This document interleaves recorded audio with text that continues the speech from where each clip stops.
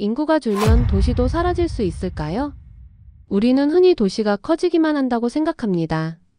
하지만 지금 대한민국 곳곳에서는 도시가 작아지고 심지어는 시의 자격조차 이를 위기에 처한 지역들이 속출하고 있습니다.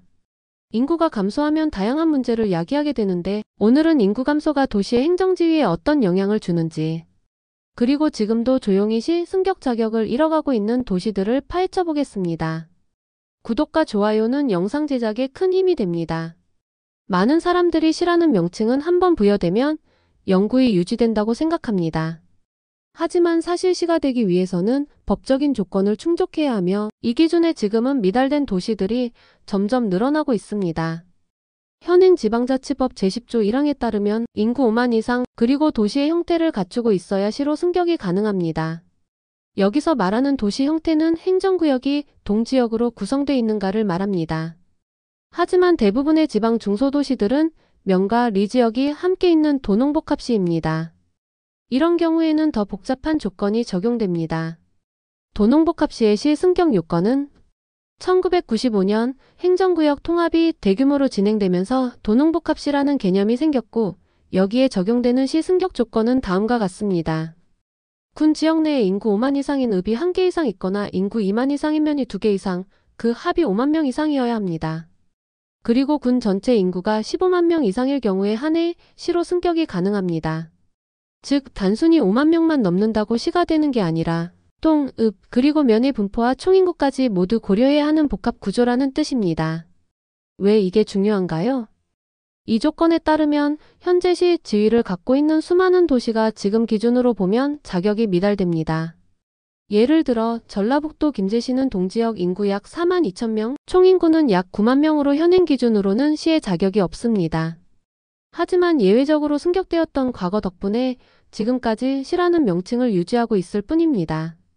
즉 현재 기준으로 다시 심사하면 시의 자격을 박탈당할 도시가 꽤 많다는 것입니다. 그러면 지금부터 이러한 도시들에 대하여 알아보겠습니다. 첫 번째로 경기도 포천시는 총인구가 약 14만 2천 명입니다. 결국 총인구 15만 명에 미달하였습니다. 비록 서울 접근성 개선으로 새로운 유입 가능성이 있으나 현재 기준으로는 시의 자격 미달되는 상황입니다. 두 번째로 전라남도 나주시는 총인구가 약 11만 7천 명입니다. 빗가람 혁식도시로 인하여 잠시 인구 증가세가 보였지만 최근 수요가 주춤하며 증가세가 둔화되었습니다. 비록 동지역이 약 7만 명 수준으로 외형은 시로 보이지만 전체 인구가 기준 미달되는 상황입니다. 세 번째로 경상남도 사천시는 총인구가 약 10만 8천 명입니다. 일단 총인구 기준에 미달한 도시입니다. 삼천포시와 사천군이 통합하여 도시의 형태를 갖췄지만 최근에는 항공산업도 주춤하여 인구 전망이 그리 좋지 못합니다. 네 번째는 충청남도 논산시입니다. 총인구는 약 10만 9천 명이며 총인구와 동지역의 인구 모두 미달되는 상황입니다. 육군훈련소 등 특수적인 수요가 있지만 실제 정착 인구는 감소세를 보이고 있습니다. 다섯 번째는 경상북도 상주시입니다. 총인구는 약 9만 3천 명이며 동지역 인구도 약 4만 9천 명입니다. 총인구와 동인구 5만 이상을 모두 미달하는 도시입니다. 전형적인 농촌 중심 도시로 곶감 등 특산물 외엔 유입 요인이 매우 약한 도시입니다. 여섯 번째는 전라북도 김제시입니다. 총인구는 약 9만 명이며 동지역의 인구도 약 4만 2천 명입니다. 두 개의 기준 모두 미달한 상태입니다. 광활한 평야 중심의 농업도시이기 때문에 과거부터 지속적인 인구 유출이 문제였습니다. 일곱 번째는 전라북도 남원시입니다. 총인구는 약 7만 6천 명이며 동지역의 인구도 약 4만 6천 명입니다. 남원도 두 가지 기준으로 본다면 시가 아닌 도시입니다.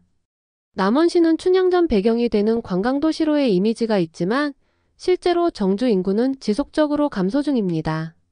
여덟 번째는 경상북도 문경시입니다.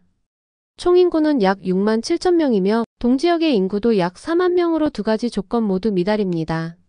과거 탄광산업으로 발전한 도시였지만 석탄 산업 기반 붕괴 후 회복세 둔화되었습니다. 그렇기 때문에 더 이상의 발전을 못하는 도시이기도 하죠. 아홉 번째는 강원도 삼척시입니다. 총인구는 약 6만 명입니다. 동지역 인구는 약 3만 8천 명으로 두 가지 기준 모두 미달입니다. 삼척시는 해안도시이나 일자리 감소로 인구가 지속적으로 유출되는 도시입니다. 10번째는 강원도 태백시입니다. 총인구는 약 3만 8천 명이며 동지역으로만 구성된 도시이나 동지역만 구성된 도시는 반드시 5만 명 이상 인구가 필요하지만 그 요건을 충족시키지 못했죠. 현재 인구로는 시 자격 박탈 1순위의 도시입니다. 이 도시들 모두 현재의 행정지위는 유지하고 있지만 지금 기준으로 새롭게 시에 대한 승격 심사를 받는다면 불가능한 상태입니다. 시라는 간판은 남았지만 그 내용물은 급격히 줄어들고 있는 셈입니다. 시에서 군으로 강등되면 그냥 간판만 바뀌는 거 아니야? 많은 분들이 이렇게 생각하지만 현실은 훨씬 더 무겁습니다. 시 자격이란 단지 이름이 아니라 권한과 혜택의 총합이기 때문입니다. 그렇다면 어떤 변화가 뒤따를까요? 첫 번째로 예산이 감소하고 재정 자율권이 축소합니다. 시 단위는 군보다 더 많은 국고보조금과 지방교부세를 직접 수령할 수 있습니다. 또한 자체 세입 규모도 커서 복지, 교통, 그리고 문화예산 운용의 자율권이 큽니다. 그러나 군이 되면 예산이 상급기관인 도청에 종속되고 소규모 기초행정단위로 격화되며 개발사업 추진력이 떨어집니다.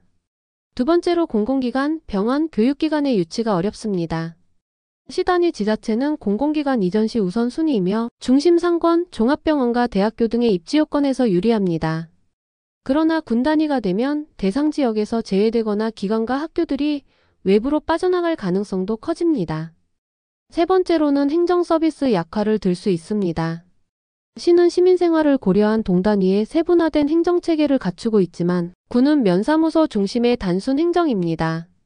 각종 행정민원, 복지, 문화 업무에서 서비스 밀도 차이가 발생합니다.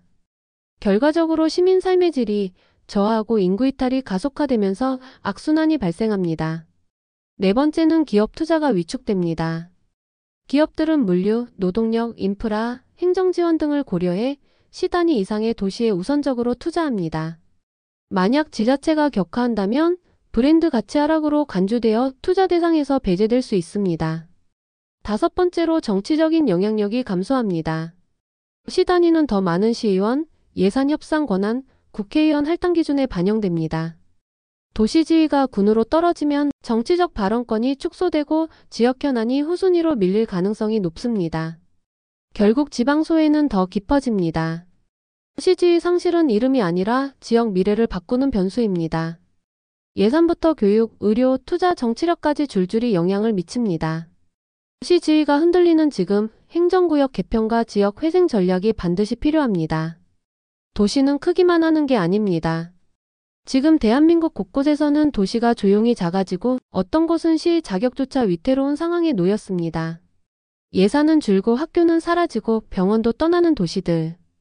시라는 이름이 사라지면 삶의 질도 같이 사라질 수 있습니다. 오늘 소개한 도시 중 여러분이 사는 곳도 있었나요? 댓글로 여러분의 생각을 남겨주세요. 지방 도시의 미래, 우리 모두가 함께 고민할 때입니다. 영상이 유익했다면 구독과 좋아요 부탁드립니다. 시청해주셔서 감사합니다.